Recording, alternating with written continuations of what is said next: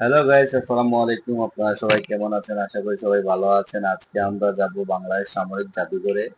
তো সেই জায়গাটা অনেক সুন্দর। অনলাইন প্ল্যাটফর্মের মাধ্যমে জানতে পারলাম। তো এই যে ছুটিতে কোনো জায়গায় তেমন বেড়াতে হয় নাই, তারপরে আজকে রওনা দিয়ে দিলাম ফ্যামিলির সাথে বাংলাদেশ সামরিক জাদুঘরে। তো সেজন্য আপনারা যারা যারা যাবেন তারা মেট্রো স্টেশনে গেলে ভালো হয়। মেট্রো স্টেশনের মাধ্যমে আপনারা বিজয় সরণির টিকিট কাটলেই চলবে, বিজয় সরণি থেকে একটু পাশেই। তো আমরাও দুইটা টিকিট কেটে নিলাম মেয়েকে নিয়ে। টিকিট খুব সহজেই ফাঁকা ছিল, এই জন্য টিকিটটা কেটে ফেলেছি আমরা সবাই। তো আমার মেয়েও খুব আনন্দিত টিকিট কাটার পরে। আমরা এখন আস্তে আস্তে রওনা দিয়ে দিব প্ল্যাটফর্মের দিকে। তো মিরপুর 11 নম্বর মেট্রো স্টেশন থেকে প্ল্যাটফর্মের দিকে আমরা সুইপ করে ঢুকে পড়লাম।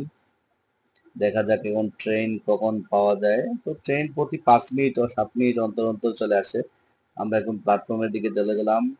লাবিবা তাকাচ্ছে বারবার আমার দিকে। আর ঈদের সিজনে অনেক মানুষ। তো আমরা ট্রেনের জন্য অপেক্ষা করতেছি, আসার সাথে সাথে দেখলাম ওই পারে ট্রেনটা চলে আসছে উত্তরা উত্তর স্টেশনের।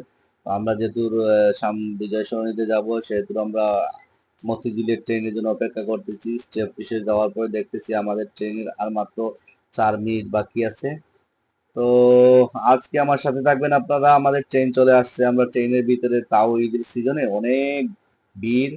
তো আমরা রওনা দিলাম, আপনারা আমাদের সাথেই থাকুন, দেখতেই পারবেন। বাংলাদেশে এই যে চলে আসলাম আমরা, খুবই তাড়াতাড়ি চলে আসলাম, 5 থেকে 7 মিনিটে, যেহেতু আমরা মিরপুর 11 নম্বর থেকে আসছি। তো এসেছি, তাই এই জন্য আমাদের বিজয় সরণি একটু কাছে। আস্তে আস্তে নামলাম, নামার পরে একটা সাবধানতা অবলম্বন করবেন। যারা যারা নতুন আসবেন তারা আবার বিজয় সরণিতে নেমে যদি ফ্যামিলি পরিবার না থাকে, তাহলে আপনার একটু হেঁটে হেঁটে 5 মিনিটও লাগবে না, হেঁটে হেঁটে ওই পার দিয়ে চলে গেলেই আপনার বাংলাদেশ সামরিক জাদুঘরে চলে যাবেন। কিন্তু আমরা, আমার সাথে যেহেতু বাচ্চারা আছে, আমার মেয়ে আছে, তো আমরা চিন্তা করলাম একটা রিক্সা নিব। তো কি বা ডাকাতি শুরু করছে আর কি। এখান থেকে ওই পারে যেতে রিক্সাওয়ালা মামা ভাড়া চায় মাত্র 50 টাকা। বুঝতেই তো পারছেন, 50 টাকা, 40 টাকা চাবে, তার মানে অনেক দূর। মনে করবেন না ও রাস্তাটা ওই পারে গেলেই চলবো। তারপরে অবশেষে আমরা আরেকজনের কাছ থেকে 20 টাকা 30 টাকা দিয়ে রওনা দিলাম। ওই উল্টা মামা উল্টা যেয়ে, তো মিনিমাম 3 থেকে 4 মিনিট লেগেছে আমরা যেতে। তো দেখতে থাকুন আমরা। এখন আমরা আছি যে সংসদ ভবনের অপোজিটের সাইডে, জিয়া উদ্যানের পাশে।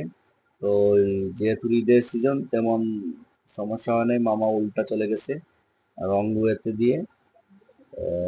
তো দেখতেই পার, আমাদের সাথে তাকে, আমরা কাছাকাছি চলে আসছি। তো ভিডিওটা বেশি লম্বা করবে না, এই যে আমরা চলে আসছি বাংলাদেশ সামরিক জাদুঘর।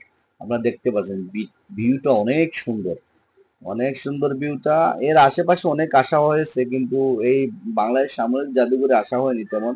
এই যে আমার মেয়েটা কি করতেছে দেখেন, আসার নামার পরে এর ভিতরে ঢোকার জন্য। তো আগেই বলে রাখি, এখানে টিকিটের মূল্য হচ্ছে গিয়ে 100 টাকা। 100 টাকা দিয়ে টিকিট দিয়ে আমরা ঢুকে পড়লাম ভিতরে। ও মা, বন্দুক নিয়ে দাঁড়ায় আছে সেনাবাহিনী। তো যাই হোক, ভিডিও করা কিন্তু নিষেধ, আমাদেরকে বলে দিয়েছে, তারপর আমরা চুপি চুপি ভিডিও গুলো করে নিলাম।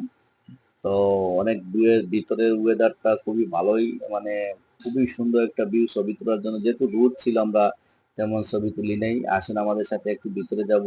ভিতরে কিন্তু বাচ্চা টাচ্চা, বাচ্চাদের নিয়ে গেলে কিন্তু দেখার অনেক কিছু আছে। দেখেন কাঠের একটা জাহাজ বানানো হয়ে গেছে, এখন আপনারা দেখতেই ভিতরে দেখার পাচ্ছেন। মতো অনেক কিছু আছে। বাচ্চাদের নিয়ে গেলে আমাদের বাংলাদেশ মুক্তিযুদ্ধর 71 সাল থেকে নিয়ে সম্পূর্ণ অনেক গুরুত্বপূর্ণ জিনিস রয়ে গেছে। দেখেন আমরা দেখলাম কোয়াড গান, মানে এটা হচ্ছে গিয়ে আমরা অনেক উঁচু 3 তলা মেবি। আমরা আস্তে আস্তে এক একটা করে দেখা শুরু করব, আপনারা আমাদের সাথেই থাকুন। তো এখানে দেখেন মুক্তিযুদ্ধের সময় যে গেরিলা ভাবে আক্রমণ করা হয়েছিল, সেম প্রতিচ্ছবি, কিন্তু হাত দেওয়া যাবে না, লেখা আছে।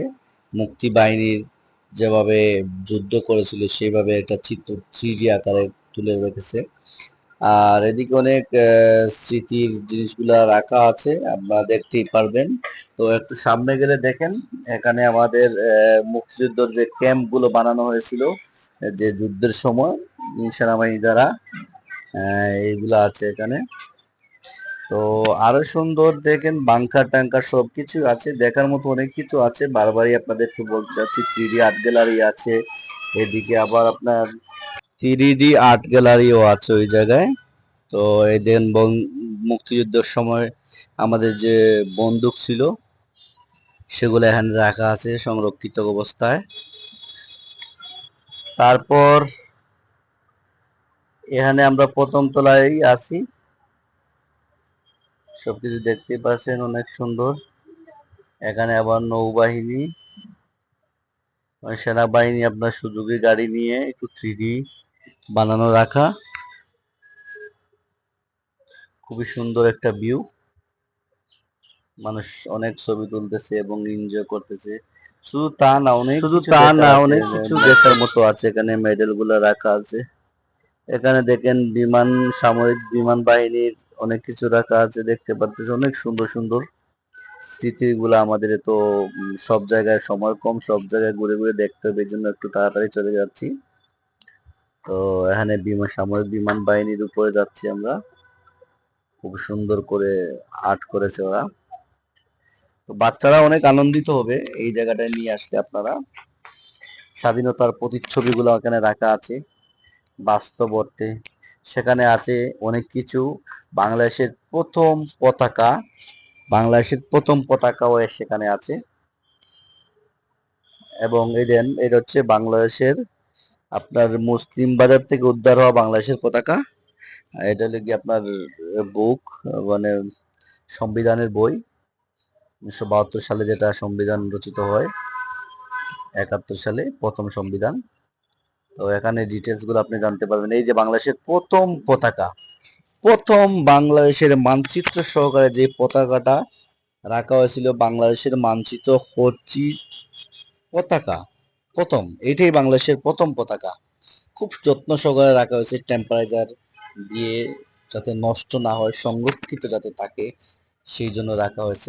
এখন থেকে অনেক সুন্দর ভিউ, মনে হচ্ছে যেন সমুদ্রের মধ্যে চলে আসছে। জাহাজগুলা বসে আছে এখানে, মালবাহী জাহাজ, আসলে এটা সামরিক বিমান, সামরিক জাহাজ। খুব সুন্দরভাবে রচিত পানির মধ্যে রাখা হয়েছে। ভিউটা অনেক সুন্দর। যেহেতু সময় স্বল্প, এই দেখেন আরেকটা জিনিস সবচেয়ে গুরুত্বপূর্ণ আপনারা দেখেন, সেটা হচ্ছে পিলখানা শহীদদের, যে পিলখানা শহীদ মানে সেনাবাহিনী যে বিজিবি হত্যা করা হয়েছিল, যারা যারা হত্যা হয়েছে তাদের চশমা, আইডি কার্ড, আপনার সানগ্লাস সব কিছু এখানে রক্ষিত আছে। সেই গানটাই আমাদের কাছে এখনো মনে পড়ে। তো যারা যারা শহীদ হয়েছিল পিলখানা হত্যাকাণ্ডের শহীদগণ, অনেক সবার ছবি দিয়ে ঠিকানা দিয়ে রাখা আছে। তাদের ব্যবহৃত জিনিসগুলো এখানে আছে। এরা এইগুলো কিন্তু ব্যবহৃত জিনিসগুলা রাখাই আছে আমাদের কাছে। জি, এখানে কিন্তু অনেক সুন্দর সুন্দর মুক্তিযুদ্ধ চলাকালীন যেগুলা ছিল, তো আমাদের সময় স্বল্পতার কারণে আমরা কিন্তু আরেকটা জায়গা দেখতে পাই নাই, 3D আর্ট গ্যালারি। তো আপনারা 3D আর্ট গ্যালারি আরো সুন্দর শুনেছি, যেখানে 3D প্রতিছবি আছে, এগুলা দেখতে পারেন, এই পাশে যে দেখতে পারেন আপনারা সবাই। তো সবচেয়ে মূল কথা হচ্ছে গিয়ে এই বাংলাদেশ সামরিক জাদুঘর যেগুলো আপনারা দেখতেই পারবেন, সেগুলো অনেক সুন্দর দেখার মতো।